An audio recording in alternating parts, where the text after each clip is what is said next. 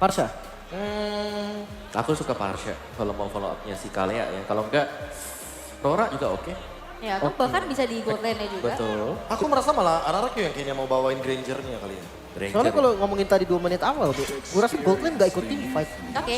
Dia Nomor perlu yang Granger. Granger B ya, oke. Dadah. Dan berarti ya menyuguhkan Moskov, Yap. menyuguhkan juga Beatrix. Harus hati-hati dengan Moskov yang kemarin split push ya. Iya, itu juga jadi salah satu faktor kemenangan yang dimiliki oleh tim Liquid ID. Betul. Tapi RRQ pick duluan kan. Dia Iya. second ya kan. Dia pick duluan harusnya. Ya, anggap mereka ambil Beatrix juga nih. Untuk Toy. Matrix or Moskov? Beatrix ya mungkin yang ditukar dengan Moskov.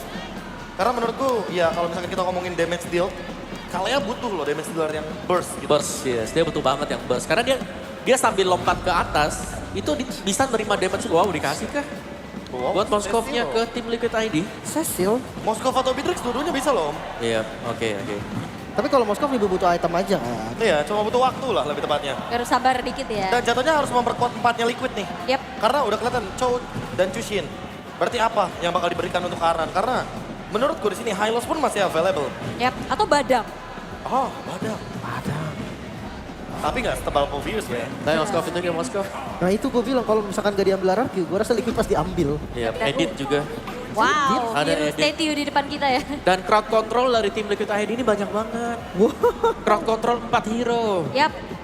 Alright, dan last pick dari RRQ Hoshi adalah Bruno. Safety. Untuk Toy, main aman, main range, mau menangin laning juga sepertinya. Tapi game yang kedua, RRQ mereka harus bangkit tentunya untuk bisa menyamakan setidaknya kedudukan atau tim Liquid. Mereka akan justru lebih konsisten untuk menuju ke match point terlebih dahulu. Dan ya, kita akan melihat game yang kedua bersama dengan adanya dua caster kita, Ranger Mas dan David. Let's rock the Land of Dawn!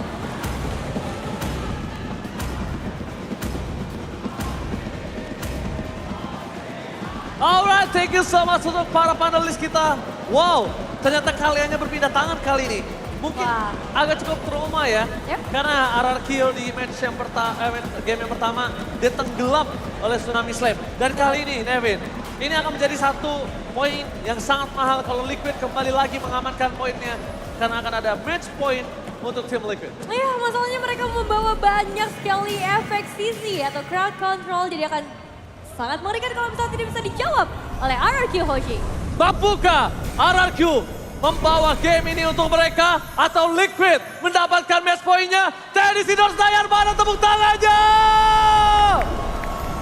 Let's go to the lane of down. Wow, ini dia untuk game yang kedua. Mampukah match point bisa diamankan oleh tim Liquid ID? Karena kembali hadirnya Joy di tangan dari seorang Pavian yang tadi di game sebelumnya mendapatkan perfect objective. Dan itu bakal jadi satu hal yang berpengaruh sangat besar. Apalagi sekarang menghadapi Hayabusa juga dari seorang Setsujin. Berbeda dengan Fanny ya, di game sebelumnya untuk Hayabusa mungkin akan jauh lebih mudah untuk bisa ngedapetin space-nya karena ada Quad Shadow, ada Shadow Kill juga. Bisa dibilang lebih safe untuk escape, tapi itu tidak akan menentukan apapun sampai nanti kita lihat dari 2 menit yang pertama. Tapi kalau misalnya yang aku lihat ya, Nevin Ya. di sini ya. Ini kalau pakai Bruno masih lebih oke untuk bisa menghadapi sosok dari seorang Joy. Kenapa? Dia masih targeting. Beda dengan adanya Granger. Granger kan dia arah mainnya. Iya, iya. Direction. Kalau directionnya miss, ya udah itu yang akan menjadi sebuah masalah. Tapi Iya. kalau misalnya selama, kalau dari sosok seorang Bruno Toy-nya ini berhasil memberikan damage berkala, Ya, ini akan ngebuat dari Fahian, sekalipun dia punya absorb damage, itu nggak akan cukup banyak. Bisa bertahan nggak akan cukup banyak. Dan balik lagi, di kondisi di game yang kedua kali ini, di atas kertas, target turtle pertama harusnya ada di tangan Liquid. harusnya sih kayak gitu Di ya. atas kertas. Makanya sekarang kita bakal lihat tanpa kehadiran kedua gold lane terlebih dahulu karena di awal kita bakal ngeliat Turtle menuju ke area atas. Tapi ini akan menjadi menarik karena ya Haskill, potensi Lunar Flare ini sebenarnya mengganggu banget dan terjadi. Di game sebelumnya juga mengganggunya pergeseran-pergeseran yang bisa dilakukan. Tapi untuk Wow. RRQ Hoshi, mereka udah mulai start duluan loh. Wait.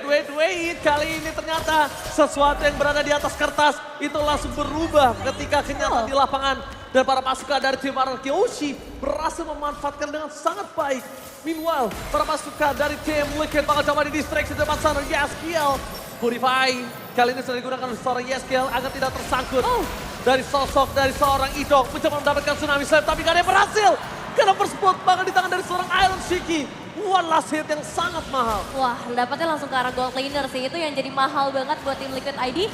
Meskipun mereka harus kehilangan Turtle ya. Jadi pertukarannya lumayan imbang buat sekarang. Pertukaran antara Turtle dan juga eliminasi. Tapi tetap kedua gold laner harus bisa dijaga dengan baik. Harus bisa dibantu dengan baik. Masalah di area atas. Antara adanya Poppy's dan juga Edith mungkin nggak akan terlalu terasa ketika ada di arah laning. Dan itu bakal terasanya ketika masuk ke area team fight. Inisiasi dari seorang Edith. Jangan lupa Edith ini punya damage juga. Jadi bisa dibilang tim Liquid ID ngebawa damage yang begitu masif dari hampir semua sisi. Ya, kalau ngomongin ke arah posisi kali ini ya, yang aku suka adalah di mana Yeskiel sih. Yeskiel dia positioningnya aman satu. Dan kedua, dia punya dua escape mechanism gitu loh. Dia punya sosok dari Purify supaya nggak terkena Tsunami Slam. Dia punya Crimson Beacon. Dan bahkan trigger ke arah dia bisa menjadi rugi kalau nggak ada informasi atas Purify-nya. Betul sih. Dan ya tadi Crimson Beacon-nya pun bisa dimainkan dengan secara agresif juga. Itu yang jadi satu masalah buat Arkeology nanti mampukah mereka bertahan. Aku suka sekali invasi jungle seperti ini karena di depan sana Susunya akan mendapatkan satu buff purple buff. No way! No way, Favian berhasil tetap mengamankan purple buff-nya dengan sangat tenang. Invasi dari arah Arkeology gagal. Cukup aman. Dan sepertinya tidak banyak juga sih untungnya spell yang dikeluarkan ya oleh Arkeology. Jadi mereka masih bisa kontes ke area Turtle. Paling tidak ada flicker aja di dua pemain. Tapi selebihnya mereka masih punya ultimate yang cukup untuk melakukan kontes kali ini. Dan pertanyaannya adalah tim Liquid ID. Apakah mereka melepas lagi seperti Turtle yang pertama Gak atau boleh. sekarang? Gak boleh. Kalau mereka lepas, ini yang dirugikan Iron Shiki masalahnya. Kasian, di laningnya akan cukup berat tapi Idok di sana target berkesan Favian dan Tsunami Slam. Berhasil menangkapkan Spear of Distraction tapi lihat Sosojin. Retribution yang sangat tenang tapi di depan sana Idok harus ter-take down oleh seorang Iron Shiki. Susunya menuju ke belakang, flicker for defensive. Gak ada bisa diselamatkan oleh para pasukan dari tim Arkeology. Tyron akhirnya menjadi penyelamat kali ini. Lihat mencoba menuju ke seorang Iron Shiki. Mendapatkan seorang Iron Shiki menjadi hal yang sangat mahal kalau memang mampu. Tapi dengan under 5 menit, tandanya full plating gold dan bahkan turret dipecahkan oleh seorang Toy. Mengamankan waktu semaksimal mungkin. Ini jadi dilema ya, mereka memang bisa ngedapetin satu buah poin eliminasi untuk seorang Iron Shiki. Tapi mereka harus kehilangan outer turret yang dimana ada platingan gold yang ngebuat Toy-nya jadi lebih powerful lagi untuk beberapa saat ke depan. Atau bahkan ini bisa berkelanjutan sampai ke arah mid game. Wait, kalau tadi Idok memberikan informasi yang mahal, ini akan ada invasi gila-gilaan. Dan yes, itu dia. Informasi dari Idok berarti nampaknya tersalurkan dengan baik. Karena satu buah Little Wanderer tadi berhasil di retribution oleh para pasukan dari tim Liquid. Tandanya Dairon bakal coba dengan Way of Dragon. Mencoba menyelamatkan dirinya. Tim fight cukup besar, masih bisa selamat. Tapi nampaknya para pasukan dari tim Liquid mereka harus kehilangan karena para pembom. Dan Shadow Kill! Hampir saja mendapatkan 2 point kill. Spear of Distraction yang menyangkut karena seorang Red. Gak ada yang bisa menyelamatkan dirinya. Karena Favian berhasil bernyanyi. Tempo pianonya dengan double kill. Berhasil memanfaatkan luar biasa. Dan membuat tim RRQ kehilangan 4 pemainnya. The one last man standing ada di arah Toy. Kehilangan 4 pemain dan tim Liquid ID. Ini keuntungan yang masif banget untuk mereka. Spin of Destruction connect dan ada satu delaying yang akhirnya terjadi juga. Udah Favian, dia tinggal nyapu aja dengan nyanyiannya dia, dengan rhythm of joy-nya dia juga. Dan sekarang keunggulan gold yang tadi sempat dipegang oleh RRQ Hoshi akan segera bergeser. Untungnya Toy, dia masih dalam kondisi yang cukup aman. Dia udah pegang satu Maleficent juga. Yang ngebuat nanti range-nya akan jadi lebih jauh. Ada tes speed tambahan atau movement speed juga untuk seorang Toy sendiri. Dan let's see, dengan Turtle yang ketiga hadir, apakah ini akan menjadi satu dominasi untuk salah satu tim? Atau ini bakal jadi kontes yang benar-benar besar yang bisa diamankan oleh kedua belah jungler. Oke, tadi aku sempat berbicara kalau di Turtle kedua didapatkan tim RRQ akan mendapatkan kerugian untuk Iron Shiki. Tapi ternyata dengan 2 poin kill yang sangat mahal, di sana mereka berhasil mengalihkan kepala dan retribution. Fear of Destruction menyangkut Iron Shiki karena Purify dan hilang begitu saja. Shadow kill dan bahkan Tsunami Slam membuat para pasukan dari tim Liquid harus kehilangan 2 pemainnya. Dari Tyron menuju seorang Winnie. Double kill di tangan dari sosok seorang Winnie dengan sangat mahal. Meanwhile Idok gak bisa inisiat lebih banyak. Karena dengan darah sekarangnya dia, Flicker mau digunakan untuk defensif. Dibandingkan harus kehilangan Idok juga. Ya, tapi itu satu move yang bagus sih dari Widdy ya. Kalau misalnya tadi kita lihat satu finishing akhirnya terjadi ke arah Dairon. Itu malah jadi keuntungan tambahan. Mungkin bisa lihat dari replaynya ketika Sphere of Destruction-nya masuk pada saat ternyata udah diambil juga. Dan lane of lane yang coba untuk ngeganggu dari Yeskiel ini lumayan susah buat nangkep siapapun karena follow up damage yang udah nggak ada LCK, nggak ada Fabian. Gak ada toy. Iya, dari lawannya nggak ada Toy juga. Gak ada toy, jadi bebas banget ngedeliver Iya. damage. Cuma yang bisa kita lihat di sini, sustainability team fight-nya itu masih dipegang dari tim Liquid tadi. Iya. Risk gak bakal bisa banyak untuk ngelakuin tampar-tamparan dengan bad impact-nya, gak bakal bisa. Benar-benar, jadi memang masih cukup dilematis ya untuk kedua belah tim saat ini. Dan melihat ke arah itemization, ini tinggal di Manhattan Sword aja untuk Aaron Shiki. Dan Sutsujinu yang udah mengamankan ke arah Melvin Roar akan ngebuat penetrasi lebih maksimal. Dan mungkin sejak item ini diambil, Sutsujinu bisa main dengan lebih agresif lagi. Dia bisa mainin shadow kill-nya dengan lebih bebas. Asalkan ada space yang bisa diciptakan. Makanya objektif turret menurutku ini harus mulai diambil juga sih sama Arkeoshi. Terutama di area top lane yang harusnya bisa mereka dapatkan. Pertukarannya tapi sama inner. Tapi kalau ngomongin ke arah Moskov ya, salah satu pemain yang cukup memanfaatkan Spear of Distraction yaitu dari sosok seorang Iron Shiki. Dia benar-benar tahu banget manfaatin ke arah Spear of Distraction.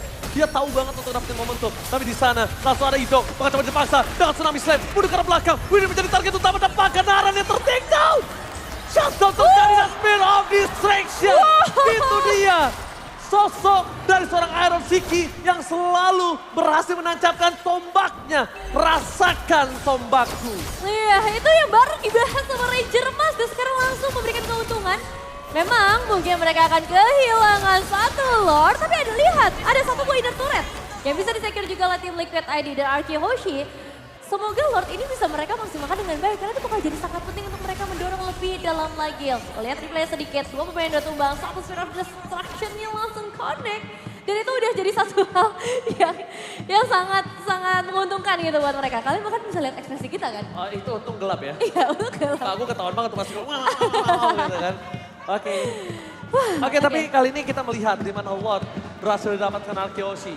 Dengan gold yang tidak terlalu jauh, membuat para pasukan dari tim Arkeoshi harusnya masih harus pelan-pelan untuk masukin penetrasi ke dalam turretnya.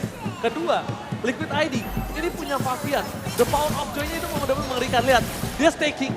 Dia akan siapin untuk bermain dengan tempo dan pakai shadow kill belum dikeluarkan Susu Jin. Dia tahu dia nggak bakal main buru-buru, dia nggak bakal main tempo kencang supaya dia akan nungguin initiate power dari Idok. Oke, initiate power dari Idok nih berarti yang kita nantikan buat sekarang.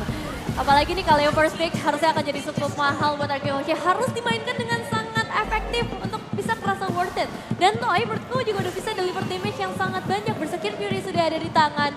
Jadi tim Liquid ID, defensif seperti apa yang bisa mereka bawakan? Karena Chusin ini bukan tipikal mid laner yang bisa nge-clear dengan cepat. Dia butuh waktu, dia butuh momentum juga. Dan hopefully Aran bisa memainkan onwardnya dengan baik. Karena itu bisa dibilang akan menciptakan momen defensif yang bisa dimakan oleh tim Liquid ID. Dan Fabian tinggal tunggu aja sih sebenarnya. Nggak bisa kalau bukan duluan juga buat Fabian. So far ya, Ya. ini ada permainan yang bisa dimainkan oleh tim Liquid.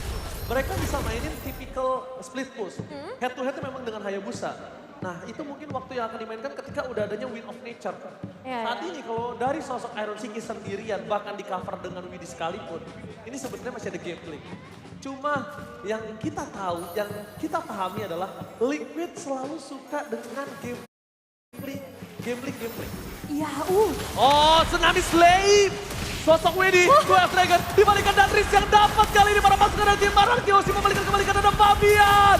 Bernyanyi dengan indah, berhasil mendapatkan Riz. Widi ter-take down, tapi lihat free hit dari seorang Choi membuat para pasukan dari tim Liquid mereka kehilangan pemainnya. Dairon, distracted sangat mahal, tapi lihat di sana, satu poin kill yang tidak bisa diselamatkan kembali. One last man standing, Iron Shiki and White Mouth. Ini bencana, sang raja mengamuk, sang raja menghancurkan sang kuda hitam dan memastikan game ini di tangan mereka. Rank Dragon Chaos, take the game to Arkeoshi. Satu sama poin yang akhirnya berhasil mereka secure ditutup dengan